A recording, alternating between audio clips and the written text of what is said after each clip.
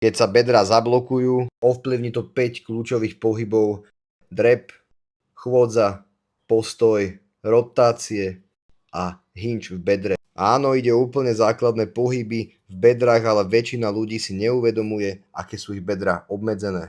Sú navrhnuté tak, aby sa mohli hýbať v týchto smeroch: vnútorná rotácia, vonkajšia rotácia, extenzia, flexia. Táto rutina ich precvičí všetky. Flexia, aktívne pomalené prednoženie, nohy v sede, robíš opakovanie 1 minútu, raz na jednu a raz na druhú nohu. Extenzia na uvoľnenie bedrových flexorov, robíš 30 sekúnd na každú stranu, 2 série, stiahni sedacie svaly pre ešte väčší stretch flexorov.